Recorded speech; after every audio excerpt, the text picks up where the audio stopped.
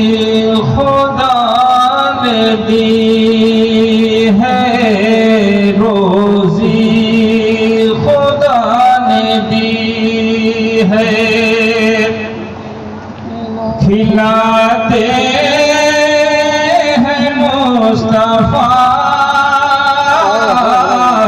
کھلاتے ہیں مصطفیٰ، روزی خدا نے دی ہے،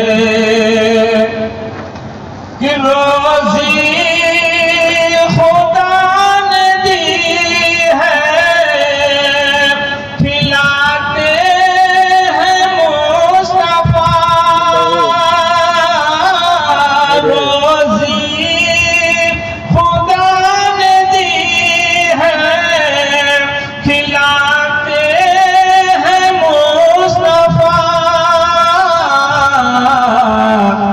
دنیا ہے یہ خدا کی دنیا ہے یہ خدا کی، چلاتے ہیں مصطفیٰ، چلاتے ہیں مصطفیٰ، کہ دنیا ہے یہ خدا کی، چلاتے ہیں مصطفیٰ، چلاتے ہیں مصطفیٰ۔ اور اگلا بات سماعت فرمائیں کہ بڑھ کر درود رات، بڑھ کر درود رات میں سو جاؤ باوضو، سو جاؤ باوضو، کہ پڑھ کر درود رات میں سو جاؤ باوضو،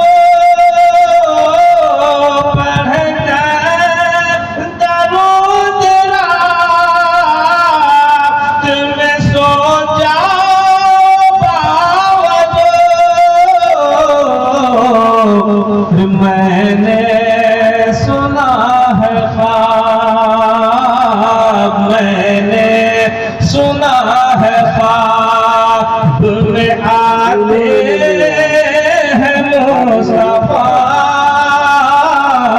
آتے ہیں مصطفیٰ، کہ میں نے سنا ہے خواب میں آتے ہیں مصطفیٰ،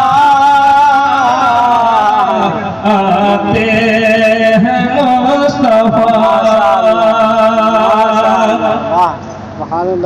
اس شعر سے کوئی یہ نہ سمجھ لے کہ صرف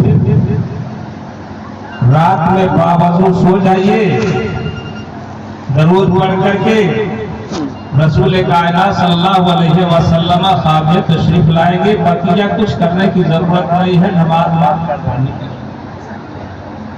تو ایسا مسئلہ نہیں ہے۔ جن جن اعمال پر اللہ تبارک و تعالی نے بے پناہ اجر و ثواب کا وعدہ فرمایا ہے،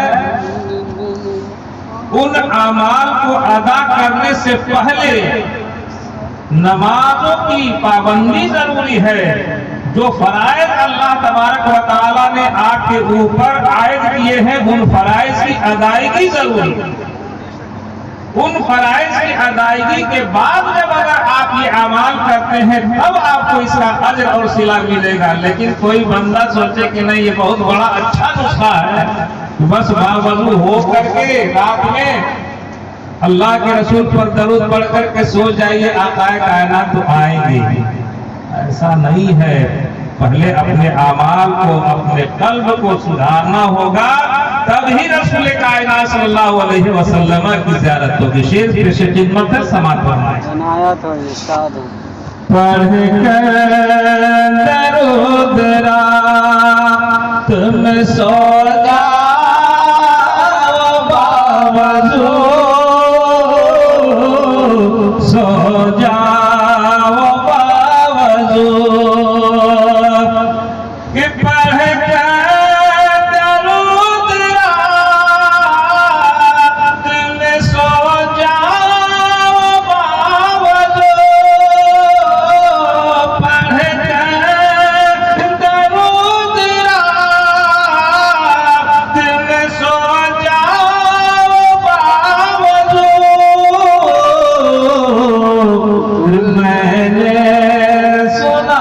ہے خواب میں نے سنا ہے خواب میں آتے ہیں مصطفیٰ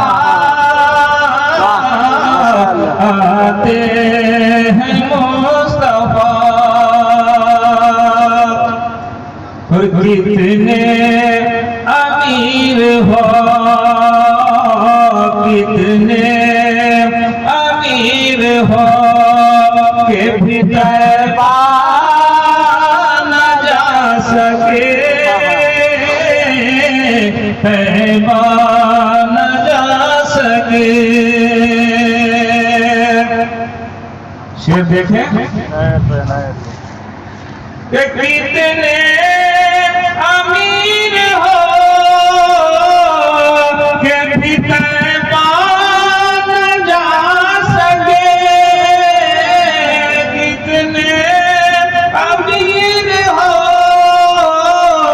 کہ بھی طیبہ نہ جا سکے جاتے وہی ہے جن کا جاتے وہی ہے جن کا بلاتے ہیں مصطفیٰ بلاتے ہیں مصطفیٰ جاتے وہی ہے جن کا بلاتے ہیں مصطفیٰ بلاتے ہیں مصطفیٰ درود پاک پڑھیں اللہم صلی علی سیدنا مولانا محمد وآلہ وسلم صلی اللہ علیہ وسلم علیہ سکون ملتا ہے دل کو جب ان کی بات چلے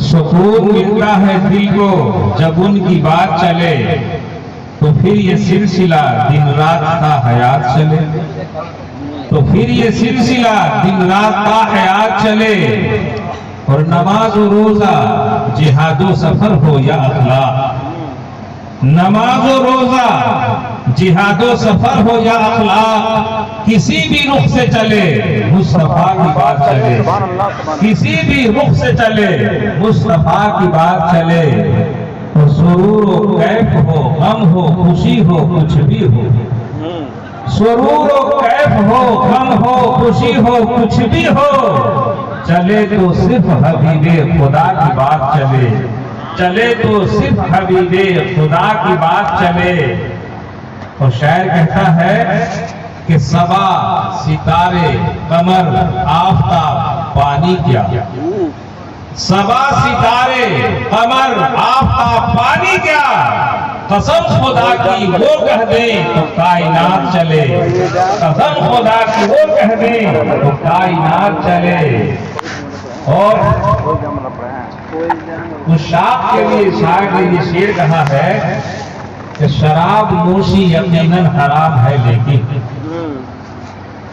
شراب نوشی یقیناً حرام ہے لیکن اگر ہو جان مدینہ تو ہاتھوں ہاتھ چلے اگر ہو جان مدینہ تو ہاتھوں ہاتھ چلے کسی بھی رخ سے چلے مصطفیٰ کی بات چلے حضرات قرآن عظیم کی جس آیت کریمہ کی تلاوت کرنے کا شرف حاصل کیا اللہ رب العزت اپنی مقدس کتاب میں ارشاد فرماتا ہے الذی خلق الموت والحیات لیبلوکم ایکم احسن عملا پروردگار عالم وہی ہے جس نے موت و حیات کو پیدا کیا تاکہ تمہیں آزمائے تمہارا امتحان لے کہ تم میں سب سے بہتر عمل کے اعتبار سے کون ہم اور آپ بخوبی جانتے ہیں کہ یہ دنیا اور دنیا کی جتنی بھی چیزیں ہیں سب کا خالق و مالک اللہ ہی ہے اور ایک دن اسی کے حکم سے یہ دنیا فنا بھی ہو جائے گی جیسا کہ رب تبارک و تعالی کا ارشاد ہے کل من علیہا فانی ویبقى وجہ ربک ذو الجلال والاکرام کہ کائنات کی ہر چیز فنا ہونے والی ہے، مٹنے والی ہے، باقی رہنے والی صرف اور صرف خدا وحدہ لا شریک کی ذات ہے. اسی کے لیے ہمیشگی ہے، اسی کے لیے دوام ہے، وہی ہمیشہ سے ہے اور وہی ہمیشہ رہے گا.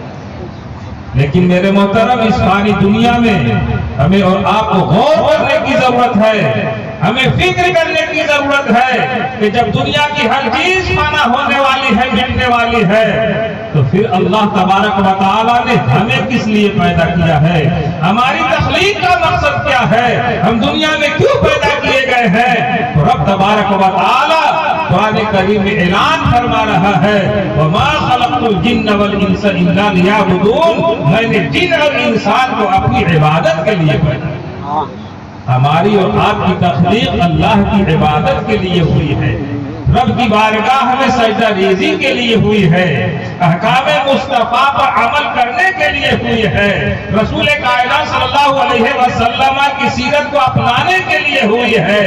میرے محترم، یقیناً جو بندہ اللہ رب العزت کے احکام پہ چلتا ہے، رسول کائنات صلی اللہ علیہ وسلم کے فرمان کے مطابق اپنی زندگی گزارا کرتا ہے، وہ اپنے مقصد تخلیق میں کامیاب ہے اور کامیاب ہے اس کی زندگی. اور جو بندہ لہو و لعب اور خرافات میں اپنی زندگی گزارتا ہے، نہ تو اس کی دنیاوی زندگی کامیاب ہے نہ اس کی زندگی.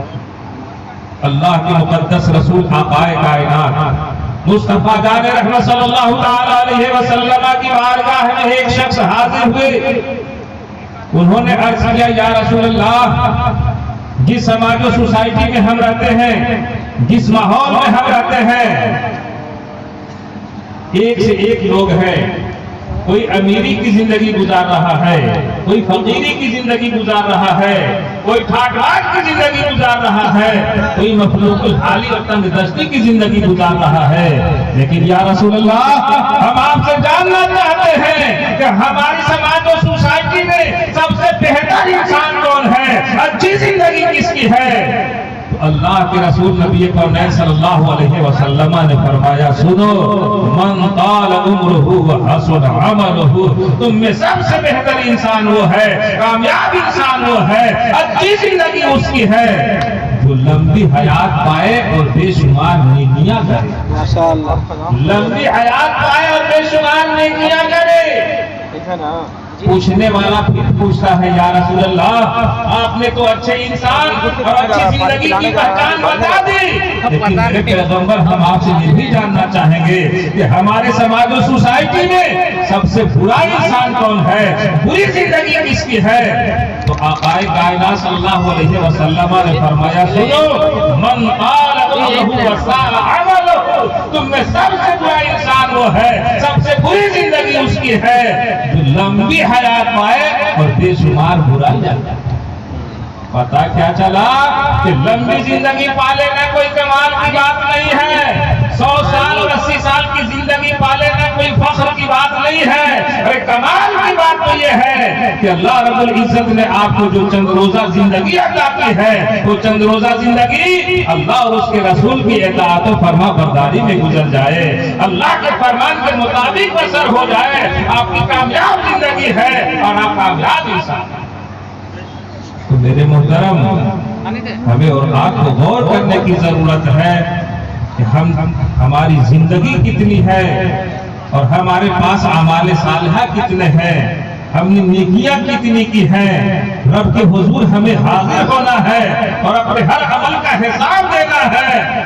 قرآن کریم کا ارشاد ہے وَمَن يَعْمَلْ مِثْقَالَ ذَرَّةٍ خَيْرًا يَرَهُ وَمَن يَعْمَلْ مِثْقَالَ ذَرَّةٍ شَرًّا يَرَهُ. جو ذرہ برابر نیکی کرے گا وہ بھی دیکھے گا اور جو ذرہ برابر برائی کرے گا وہ بھی دیکھے گا. کوئی اس تصور میں نہ رہے کہ ہم رات کی تاریکی میں کرتے ہیں، کوئی نہیں دیکھتا ہے تو ہمیں اس کا جواب نہیں دینا ہے. لوگوں سے چھپ چھپا کر کے غلط کام انجام دیتے ہیں، اس کا حساب نہیں دینا ہے. نہیں، اللہ تبارک و تعالیٰ نے ہر انسان کے ساتھ فرشتوں کو مقرر کر رکھا ہے جو ہمہ وقت آپ کی نیکیاں، آپ کے گناہ، آپ کے نام اعمال میں درج کرتے رہتے ہیں. نیکی لکھنے والا فرشتہ نیکی لکھ رہا ہے، بدی لکھنے والا فرشتہ بدی لکھ رہا ہے. تو میرے محترم، آپ کو اپنی زندگی کو غنیمت سمجھتے ہوئے اپنی زندگی کو کامیاب و تابناک بنانے کے لیے اعمال صالحہ کرنے کی ضرورت ہے. اپنے دل کے اندر خدا کا خوف پیدا کرنے کی ضرورت ہے. اور جس دن اللہ کا خوف آپ کے دل کے اندر پیدا ہو جائے گا آپ غلط کام سے بچتے نظر آئیں گے. گناہ کا ارتکاب آپ سے نہیں ہوگا. آپ ہر غلط کام سے ہر گناہ سے آپ پرہیز کرتے نظر آئیں گے. اللہ کے مقدس رسول اللہ کائنات صلی اللہ تعالی علیہ وسلم ارشاد فرماتے ہیں اے میرے جانے سارو سنو، جسم کے اندر گوشت کا ایک ایسا لوتھڑا ہے کہ اگر وہ سدھر گیا تو تمام اعضاء سدھر گئے، اور اگر وہ لوتھڑا بگڑ گیا تو تمام اعضاء بگڑ گئے. ماشاءاللہ. فرمایا الا وہی القلب، سنو اس دل کے اس عضو کا نام دل ہے. دل اگر دل تمہارا سدھر گیا تو تمام اعضاء سدھر گئے، اور دل بگڑ گیا تو تمام اعضاء بگڑ گئے. میرے محترم اللہ کے رسول نبی پاک صلی اللہ علیہ وسلم نے ارشاد فرمایا کہ بندہ جب گناہ کرتا ہے تو اس کے دل پہ سیاہی بیٹھ جاتی ہے، سیاہ دھبا ہو جاتا ہے، اور جیسے جیسے وہ گناہ میں ملوث ہوتا جاتا ہے وہ سیاہی بڑھتی جاتی ہے، یہاں تک کہ اس کا پورا دل کالا ہو جاتا ہے، اور اس بندے کو پھر حلال اور حرام کی تمیز نہیں رہ جاتی ہے. حلال اور حرام اس کے دل و دماغ سے خشع ہو جاتا ہے. حلال بھی کر رہا ہے، حرام بھی کر رہا ہے، ساری چیزوں کو ایک طرح سے سمجھ کر کے انجام دیتا چلا جاتا ہے. لیکن میرے پیغمبر نے اس کا علاج بتایا کہ اگر وہ بندہ صدق دل سے اللہ کی حضور توبہ کر لیتا ہے، صدق دل سے اللہ کی بارگاہ میں توبہ کر لیتا ہے، اس گناہ کو آئندہ نہ کرنے کا رب کی بارگاہ میں پکا عہد کر لیتا ہے، تو اللہ تبارک و تعالی اس کی دل کی سیاہی کو دور کر دیتا ہے، اس کی دل کی سیاہی کو دور کر دیتا ہے، دل صاف ہو جاتا ہے. تو میرے محترم ہمیں اور آپ کو یہ تصور کرنے کی ضرورت نہیں ہے کہ ہم بہت بڑے گنہگار ہیں، اللہ ہماری خطاؤں کو کیسے معاف کرے گا. نہیں میرے محترم، اللہ کی رحمت بہت وسیع ہے، اللہ کی رحمت بہت بڑی ہے. آپ کتنے بڑے گنہگار کیوں نہ ہو، لیکن رب کے حضور اگر صدق دل سے آپ نے توبہ کر لیا تو اللہ تبارک و تعالیٰ آپ کی خطاؤں کو بخش دے گا، معاف کر دے گا. اس لیے میرے محترم ہمیں اور آپ کو اپنی زندگی کو غنیمت سمجھتے ہوئے زیادہ سے زیادہ عمل خیر، عمل صالح کرنے کی ضرورت ہے. رب کے حضور توبہ کرنے کی ضرورت ہے. اللہ کے رسول نبی پاک صلی اللہ علیہ وسلم کے فرمان کے مطابق اپنی زندگی گزارنے کی ضرورت ہے. تبھی آپ دنیا میں اور آخرت میں کامیابی حاصل. مرنا تو ہر ایک کو ہے، کون نہیں مرے گا؟ مرنا ہے کہ نہیں؟ آپ خود دیکھ رہے ہیں، بچہ ہے وہ بھی انتقال کر رہا ہے، جوان ہے وہ بھی انتقال کر رہا ہے، بوڑھا ہے وہ بھی انتقال کر رہا ہے. بہانے الگ الگ ہیں، بہانے الگ الگ ہیں. کوئی مہلک مرض میں اس دنیا سے رخصت ہو رہا ہے، کوئی ایکسیڈنٹ کا شکار ہو کر کے اس دنیا سے جا رہا ہے، کوئی لمبی عمر پا کر کے جا رہا ہے، کوئی ہارٹ اٹیک کے ذریعے سے اس دنیا سے جا رہا ہے. لیکن جا تو رہا ہے اور ہر ایک کو جانا ہے. اس لیے جانے سے پہلے وہاں کی تیاری ضروری ہے. وہاں کی تیاری اگر آپ نے نہیں کی تو ہم سے اور آپ سے بڑا بیوقوف کوئی نہیں ہوگا. اس لیے آخرت کی تیاری کی طرف توجہ دیجیے. رب تبارک و تعالیٰ کی بارگاہ میں دعا ہے کہ مولا تعالیٰ ہمیں اور آپ کو سب کو عمل خیر، عمل صالح کی توفیق عطا فرمائے. اور جس مرحوم کی ایصال ثواب کے لیے آج کی یہ محفل رچائی اور سجائی گئی ہے، مولا تعالیٰ اس مرحوم کی قبر پہ رحمت و انوار کی بارشیں برسائے، ان کی خطاؤں کو، غلطیوں کو درگزر فرما کر اپنے حبیب کی جمع رحمت میں جگہ ہدایت فرمائے. وآخر دعوانا الحمدللہ رب العالمین.